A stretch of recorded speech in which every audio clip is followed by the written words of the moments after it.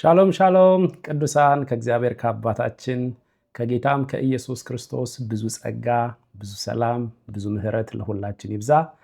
እግዚአብሔር አባታችን የተባረከ ይሁን።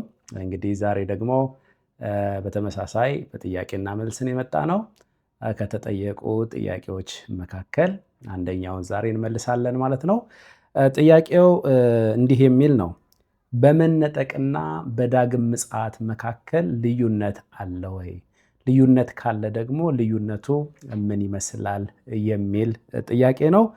እንግዲህ እሱን ጥያቄ እንደ እግዚአብሔር ቃል ደግሞ እንመልሳለን ማለት ነው። እግዚአብሔር አባታችን የተባረከ ይሁን። እንግዲህ በቤተ ክርስቲያን ወይም በቅዱሳን መነጠቅና በጌታ በኢየሱስ ክርስቶስ ዳግም ምጽአት መካከል ያሉ ልዩነቶች እንዳሉ መጽሐፍ ቅዱስ ይናገራል። በቤተ ክርስቲያን መነጠቅና እንዲሁም ደግሞ በጌታ በኢየሱስ ክርስቶስ ዳግም ምጽአት መካከል ያለውን ልዩነት እንደሚገባ ከፋፍለው ካለማጥናትና ካለመረዳት የተነሳ በቅዱሳን መካከል ብዙ ግራ መጋባቶች ይታያሉ። እነዚህን ነገሮች እንደ እግዚአብሔር ቃል ደግሞ እንግዲህ ጌታ ይረዳናል፣ እናጠናለን ማለት ነው። በመነጠቅ በቅዱሳን መነጠቅና በጌታ በኢየሱስ ክርስቶስ ዳግም ምጽአት መካከል ልዩነቶች አሉ። እነዚህ ልዩነቶች ምን ይመስላሉ? የእግዚአብሔር ቃል እንዴት ነው ልዩነቱን የሚያሳየን የሚለውን እንመለከታለን። እንግዲህ አንደኛ መነጠቅ ወይም የቅዱሳን መነጠቅ ለቤተ ክርስቲያን የተባረከና ሕያው ተስፋ ሲሆን ዳግም ምጽአት ደግሞ የምድር ወገኖች ሁሉ ዋይ ዋይ የሚሉበት የፍርድና የዋይታ ጊዜ ነው። መጽሐፍ ቅዱስ ጥቅስ አለ። ቲቶ ምዕራፍ 2 ቁጥር 13 ላይ መነጠቅ የቤተ ክርስቲያን ተስፋ እንደሆነ፣ ለቤተ ክርስቲያን በሆነው የጌታ መምጣት በመነጠቅ ቤተ ክርስቲያን ታላቅ ተስፋ የተባረከ ተስፋ እንዳላት መጽሐፍ ቅዱሱ ይናገራል ማለት ነው። ዳግም ምጽአት ደግሞ የምድር ወገኖች ሁሉ ዋይ ዋይ የሚሉበት እንደሆነ፣ የፍርድና የዋይታ ጊዜ እንደሆነ ራእይ ምዕራፍ 1 ቁጥር 7 ላይ የእግዚአብሔር ቃል እንዲህ ይላል። ራእይ ምዕራፍ 1 ቁጥር 7 ላይ ሐዋርያው ዮሐንስ ስለ ጌታ ዳግም ምጽአት በተናገረበት ቦታ እነሆ ከደመና ጋር ይመጣል፣ ዓይንም ሁሉ የወጉትም ሁሉ ያዩታል፣ የምድር ወገኖች ሁሉ ስለ እርሱ ዋይ ዋይ ይላሉ። አዎን አሜን ይላል። እንግዲህ ሐዋርያው እዚህ ቦታ ላይ የፍርድ ነገር እያወራ የሚያስደነግጥ የዋይታ ነገር እያወራ ሐዋርያው አዎን አሜን ያለበት ኮንፊደንሱ ምክንያቱ ምንድን ነው ሲባል ዋይ ዋይ የሚሉት የምድር ወገኖች ናቸው ይላል። ታዲያ ለምንድን ነው እኛ የጌታ ዳግም ምጽአት ዋይ ዋይ የማያስብለን በሚባልበት ጊዜ እኛ የምድር ወገኖች አይደለንም። ከሰማይ የመጣው እርሱ ሰማያውያን አድርጎናል። እኛስ አገራችን በሰማይ ነውና የምድር ወገኖች ሁሉ ዋይ ዋይ በሚሉበት ጊዜ እኛ በጌታ ዳግም ምጽአት ጊዜ ከጌታ ጋር አብረን የምንገለጥ እንጂ ጌታ በእኛ ላይ የሚመጣብን አይደለም። ስለዚህ ዋይ ዋይ ከሚሉት ወገን አይደለንም ማለት ነው። ጌታ ኢየሱስ ክርስቶስ በዳግም ምጽአት በሚገለጥበት ጊዜ የምድር ወገኖች ሁሉ ስለ እርሱ ዋይ ዋይ ይላሉ። እኛ ግን ወገንተኝነታችን ተቀይሯል። ከምድር ወደ ሰማያዊ ቤተሰብ ውስጥ ገብተናል። እኛስ አገራችን በሰማይ ነው። ከሰማይ የመጣው እርሱ ሰማያዊ አድርጎናል እና እንዲሁም ደግሞ ዋይ ዋይ እንዳንል እርሱ ጩኸታችንንና ለቅሷችንን መስቀል ላይ እያማጠ ወስዶልናል እና እኛ ዋይ ዋይ ከሚሉት የምድር ወገኖች አይደለንም። ይልቅስ መነጠቅ የሚባለው የቤተ ክርስቲያን የተባረከ ተስፋ ነው። ከመንፈሱ ጋር ሆና ቤተ ክርስቲያን ደግሞ ምን የምትል ናት? ጌታ ሆይ ቶሎና ብላ የምትመሰክር ናት። እግዚአብሔር የተባረከ ይሁን። ስለዚህ በመነጠቅና በጌታ ዳግም ምጽአት መካከል ያለው ልዩነት አንደኛው ይሄ ነው።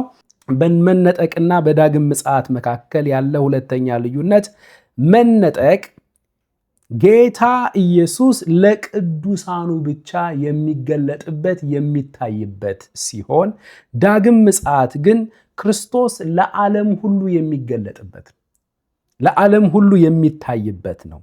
ከዚህ የተነሳ አንደኛ ተሰሎንቄ ምዕራፍ 4 ቁጥር 17 መነጠቅን በሚመለከት ከቁጥር 13 ነው ሐሳቡ የሚጀምረው። ፈጠን ብዬ አነብላችኋለሁ። ነገር ግን ወንድሞች ሆይ ተስፋ እንደሌላቸው እንደሌሎቹ ደግሞ እንዳታዝኑ አንቀላፍተው ስላሉቱ ታውቁ ዘንድ እንወዳለን። ኢየሱስ እንደሞተና እንደተነሳ ካመንን እንዲሁ በክርስቶስ ያንቀላፉቱን እግዚአብሔር ከእርሱ ጋር ያመጣቸዋል። በጌታ ቃል የምንላችሁ ይህ ነውና እኛ ሕያዋን ሆነን ጌታ እስኪመጣ ድረስ የምንቀር ያንቀላፉቱን አንቀድምም። ጌታ ራሱ በትእዛዝ በመላእክት አለቃ ድምፅ በእግዚአብሔርም መለከት ከሰማይ ይወርዳልና በክርስቶስ የሞቱ አስቀድመው ይነሳሉ። ከዚያም በኋላ ችናት እንግዲህ ቁጥር 17 ከዚያም በኋላ እኛ ሕያዋን ሆነን የምንቀረው ጌታን በአየር ለመቀበል ከነርሱ ጋር በደመና እንነጠቃለን፣ እንዲሁም ሁልጊዜ ከጌታ ጋር እንሆናለን። ስለዚህ እርስ በርሳችሁ በዚህ ቃል ተጽናኑ የሚል ቃል አለ። አያችሁ፣ ጌታ ኢየሱስ ክርስቶስ ለቅዱሳኑ በአየር ላይ የሚገለጥበት ነው። ቅዱሳን ሁሉ ቤተ ክርስቲያን በምንነጠቅበት ጊዜ ጌታ ኢየሱስ ክርስቶስን በአየር ላይ ነው የምንገናኘው። ጌታ ኢየሱስ ክርስቶስ ለቤተ ክርስቲያን የሚገለጥበት ነው። ለቤተ ክርስቲያን በአየር ላይ ሆኖ የሚታይበት የሚገለጥበት ነው መነጠቅ። ይህ ደግሞ ለቤተ ክርስቲያን ቅድም እንዳልነው የተባረከና የሚያጽናና ዜናዋ ነው። የሚያጽናና ዜናዋ ነው። በሚያሳዝን ሁኔታ በዚህ ዘመን የቤተ ክርስቲያን መነጠቅንና የጌታ ዳግም ምጽአትን ካለመለየት የተነሳ ቤተ ክርስቲያን መጽናናት ሲገባት፣ በምጽአቱ ስብከት መጽናናት ሲገባት፣ ጌታ ኢየሱስ ክርስቶስ ቶሎ ይመጣል በሚለው ቃል መጽናናት ሲገባት፣ በረከት ሲገባት፣ ነገር ግን ቅዱሳን ይህንን ካለማስተዋል የተነሳ የዋይታ ጊዜ ነው። የኢየሱስ ክርስቶስ መምጣት ለቤተ ክርስቲያን የሆነው መምጣት መነጠቅ የሚባለው ርዕስ በዚህ ዘመን ራሱ የማስፈራሪያ ርዕስ ሆኗል። የማስፈራሪያ ርዕስ ሆኗል። በሚያሳዝን ሁኔታ የማትነጠቁ አንዳንዶች አላችሁ የሚልም ሰው መድረክ ላይ ቆሟል። ፈጽሞ ጌታ ኢየሱስ ክርስቶስን ያመኑ እውነተኛ አማኞች ሁሉ ይነጠቃሉ። የመጀመሪያው ትንሣኤ ተካፋዮች ናቸው። በመነጠቅ ጌታቸውን ኢየሱስ ክርስቶስን ይገናኙታል። ስለዚህ ቤተ ክርስቲያን ቅዱሳን በመነጠቅ ከጌታ ከኢየሱስ ክርስቶስ ጋር በአየር የምንገናኝበት ሲሆን ዳግም ምጽአት ግን ክርስቶስ ወደ ምድር የሚገለጥበት እንዲሁም ለዓለም ሁሉ የሚታይበት ነው ማለት ነው። ራእይ ምዕራፍ 1 ቁጥር 7 ቅድም እንዳነበብ ነው። ተጨማሪ ጥቅስ ማቴዎስ ምዕራፍ 24 ቁጥር 30 ላይ የሰማያትም ኃይላት ይናወጣሉ፣ በዚያም ጊዜም የሰው ልጅ ምልክት በሰማይ ይታያል። በዚያም ጊዜም የምድር ወገኖች ሁሉ ዋይ ዋይ ይላሉ። የሰው ልጅም በኃይልና በብዙ ክብር በሰማይ ደመና ሲመጣ ያዩታል ይላል። ለሁሉም የምድር ወገኖች ሁሉ ዋይ ዋይ እያሉ ሁሉም እያዩት የሚገለጠው መገለጥ ነው። የሚመጣው መምጣት ነው። ለቤተ ክርስቲያን በሆነው በቤተ ክርስቲያን መነጠቅ በሆነው መምጣቱ ወይም ደግሞ ቤተ ክርስቲያን በምትነጠቅበት ጊዜ ግን ጌታ ኢየሱስ ክርስቶስ ወደ ምድር አይወርድም። በአየር ላይ ነው ሚት የምናደርገው፣ በአየር ላይ ነው የምንገናኘው ማለት ነው። እግዚአብሔር አባታችን የተባረከ ይሁን። ቀጥሎ ሶስተኛ በመነጠቅና በዳግም ምጽአት መካከል ያለ ልዩነት፣ መነጠቅ በሰባኛው ሱባኤ መግቢያ ላይ የሚፈጸም ሲሆን ዳግም ምጽአት በሰባኛው ሱባኤ መጨረሻ ላይ የሚሆን ነው። እንግዲህ ስለ ሰባው ሱባኤ የዳንኤልን ትንቢት ወስደን ከዚህ በፊት አጥንተናል።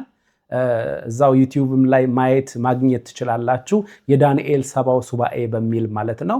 ከዚህ የተነሳ በሰባኛው ሱባኤ መግቢያና በሰባኛው ሱባኤ መጨረሻ ላይ የሚከሰቱ ሁለት ክስተቶች ናቸው። በሰባኛው ሱባኤ መግቢያ ላይ የቤተ ክርስቲያን መነጠቅ ይሆናል። በሰባኛው ሱባኤ መጨረሻ ላይ ደግሞ የጌታ ኢየሱስ ክርስቶስ ዳግም ምጽአት ይሆናል። በመካከሉ የ7 ዓመት ልዩነት አለ ማለት ነው። እንግዲህ በ69ኛው ሱባኤ መሲሁ ይገደላል ተባለ። መሲሁ እርግጥ ኢየሱስ ክርስቶስ በ69ኛው ሱባኤ ነው የተገደለው። ቀጥሎ ከዚያን ጊዜ ጀምሮ 70ኛዋ ሱባኤ ገና አልተፈጸመችም። 70ኛዋ ሱባኤ ማለት አንድ ሱባኤ 7 ዓመት ነው። ያቺ የ7 ዓመት ታሪክ ገና አልተፈጸመችም። 69ኛው ሱባኤና በ70ኛው ሱባኤ የገባ በብሉይ ኪዳን ያልተሰማ ሚስጥር የነበረች ነገር ለሐዋርያው ጳውሎስ ለቅዱሳን የተገለጠች የቤተ ክርስቲያን ዘመን የሚስጥር ዘመን ይለዋል። በ69ኛው እና በ70ኛው ሱባኤ መካከል ገብቷል። ይሄ አሁን የቤተ ክርስቲያን ዘመን የጸጋ ዘመነ መግቦት የሚባለው 2000 ዓመት ሆኖታል። ቤተ ክርስቲያን ስትነጠቅ የቀረችው የዳንኤል 70ኛዋ ሱባኤ ማለትም አንዷ 7 ዓመት ማለት ነው ትጀምራለች ማለት ነው። እሷ ከመጀመሯ በፊት ግን ቤተ ክርስቲያን ትነጠቃለች ማለት ነው። ለምን ሲባል የዳንኤል 70ው ሱባኤ ሙሉ ከቤተ ክርስቲያን ጋር ሳይሆን ከእስራኤል ሕዝብ ጋር የተገናኘ ስለሆነ ማለት ነው። ስለዚህ በ70ኛው ሱባኤ መግቢያ ላይ የቤተ ክርስቲያን መነጠቅ ይሆናል። ከ7 ዓመት የመከራ ዘመን በኋላ በ70ኛው ሱባኤ ፍጻሜ ላይ ደግሞ የጌታ የኢየሱስ ክርስቶስ ዳግም ምጽአት ይከናወናል ማለት ነው። ይህንን ጥቅስ ለማንበብ ዳንኤል ምዕራፍ 9 ቁጥር 27 በዝርዝር ማግኘት ይቻላል። 70ውን ሱባኤ በትምህርት መልኩ ስላዘጋጀ ነው እዚያ ላይ መመልከት ትችላላችሁ ማለት ነው። ቀጥሎ በመነጠቅና በዳግም ምጽአት መካከል ያሉ ልዩነቶች፣ አራተኛው መነጠቅ ከመከራው ዘመን በፊት የሚከሰት ክስተት ነው። ዳግም ምጽአት ደግሞ ከመከራው ዘመን በኋላ እና ከ1000 ዓመት መንግስት በፊት የሚከሰት ክስተት ነው ማለት ነው። መነጠቅን በሚመለከት ሁለተኛ ተሰሎንቄ ምዕራፍ 2 ቁጥር 5 እስከ 7 ድረስ ከመከራው ዘመን በፊት እንደሆነ፣ ዳግም ምጽአትን በሚመለከት ደግሞ ከመከራው ዘመን በኋላ እና ከ1000 ዓመት መንግስት ጅማሬ ላይ ወይም ከ1000 ዓመት መንግስት በፊት ላይ የሚከሰት ክስተት እንደሆነ ራእይ ምዕራፍ 19 ከቁጥር 11 ጀምሮ እስከ 19 ድረስ ማግኘት ትችላላችሁ ማለት ነው። ቀጥሎ የመጨረሻው ማለት ነው በመነጠቅና በዳግም ምጽአት መካከል ያለ ልዩነት፣ መነጠቅ ጌታ ኢየሱስ ክርስቶስ ቅዱሳኑን ወደ ሰርግ ለመውሰድ ወደ በጉ ሰርግ ለመውሰድ የሚመጣበት ሲሆን፣ ዳግም ምጽአት ደግሞ ክርስቶስ ከቅዱሳኑ ሁሉ ጋር ለመፍረድና ለመንገስ የሚመጣበት ክስተት ነው ማለት ነው። ከዚህ የተነሳ ቅዱሳኑን ወደ ሰርግ ለመውሰድ የሚመጣው የመነጠቅ ክስተት አንደኛ ተሰሎንቄ ምዕራፍ 4 ከቁጥር 15 ጀምሮ እስከ 17 ድረስ አለ። ዳግም ምጽአትን ደግሞ በሚመለከት ክርስቶስ ከቅዱሳኑ ጋር ለመፍረድና ለመንገስ እንደሚመጣ ዘካርያስ ምዕራፍ 14 ቁጥር 5 ላይ፣ ቆላሲስ ምዕራፍ 3 ቁጥር 4 ላይ፣ ራእይ ምዕራፍ 19 ከቁጥር 14 ጀምሮ ማግኘት ይቻላል ማለት ነው። በመጨረሻ አንድ ጥቅስ እናነብና የዳግም ምጽአት ላይ ያለው የመከራው ጊዜ የዋይታ ጊዜ እኛን እንደማይመለከተን ሐዋርያው ጳውሎስ በአንደኛ ተሰሎንቄ ምዕራፍ 5 ከቁጥር 1 ጀምሮ ባለው ሐሳብ እንግዲህ ይነግረናል ማለት ነው። እሱንም በማንበብ የዛሬ ጥያቄያችንን እንጨርሳለን። እግዚአብሔር አባታችን የተባረከ ይሁን። ምዕራፍ 5 ከቁጥር 1 ጀምሮ በማስተዋል እንድታዳምጡኝ እፈልጋለሁ። እንዲህ ይላል፣ ወንድሞች ሆይ ሲጀምር አሁን ወንድሞች ሆይ ብሎ ነው የሚጀምረው። ለቅዱሳን በክርስቶስ ኢየሱስ ላመኑ ወገኖቹ የሚናገረው ነው። ወንድሞች ሆይ ስለ ዘመናትና ስለ ወራት ምንም እንዲጻፍላችሁ አያስፈልጋችሁም።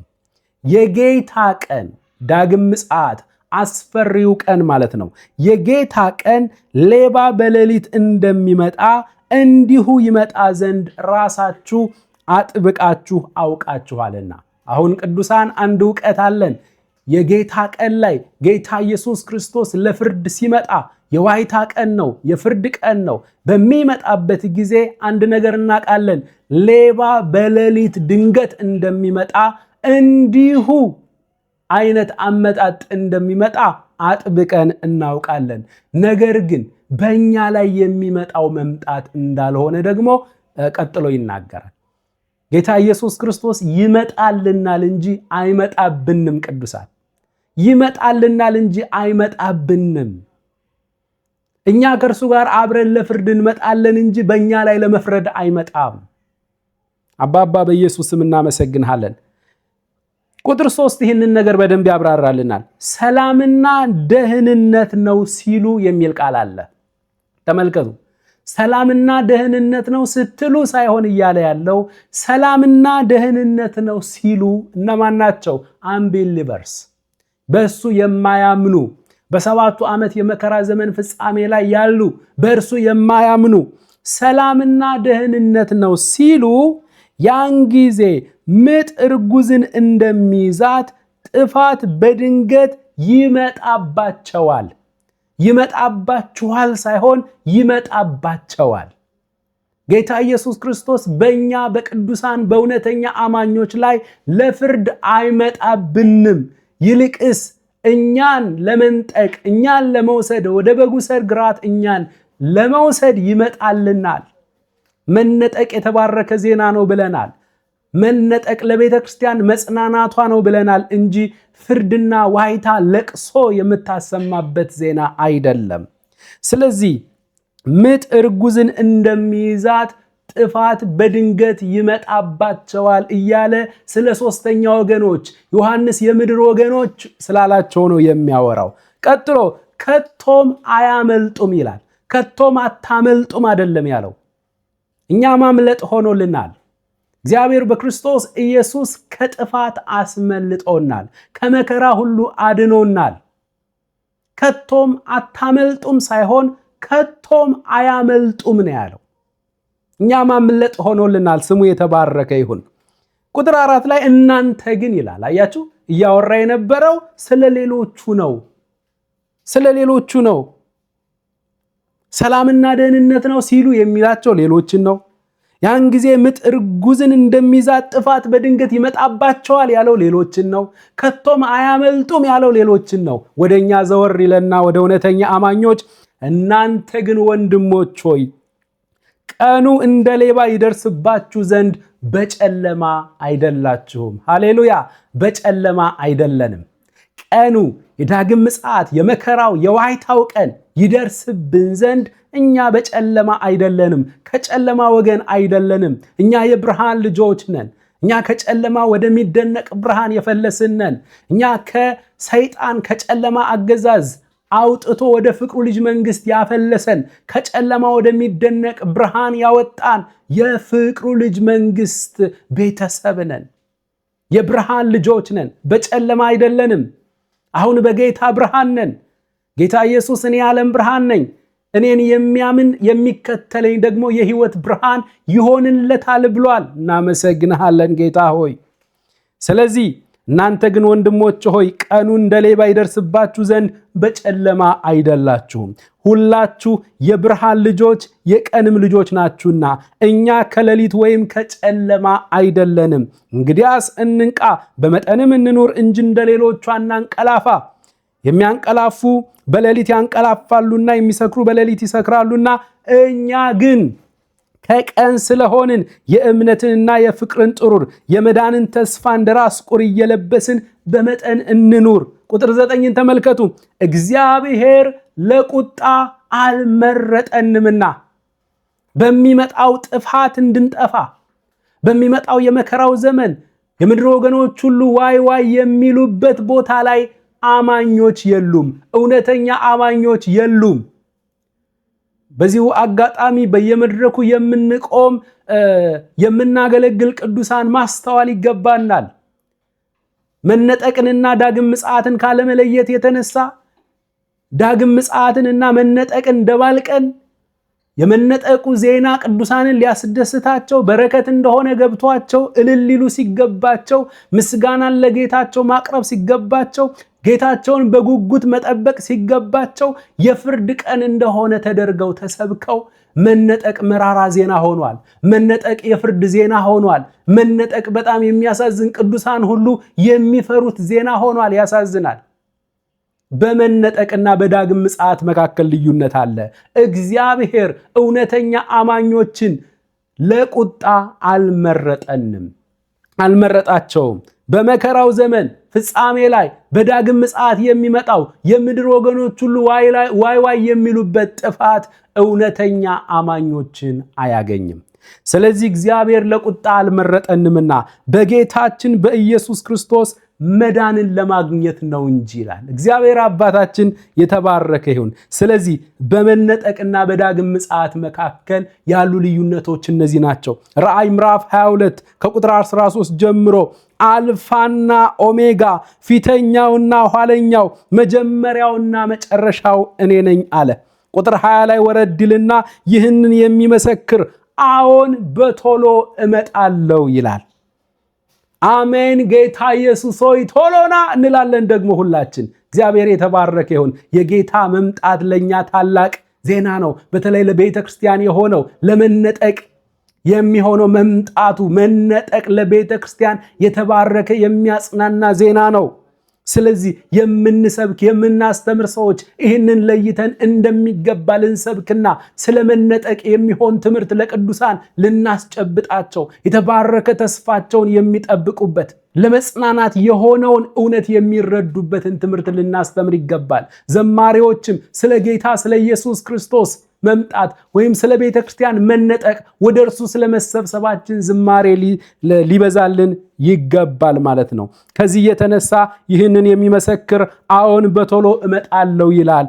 አሜን። ጌታ ኢየሱስ ሆይ ና ነው የምትለው ቤተ ክርስቲያን፣ ና ነው የምትለው ሙሽራዋ።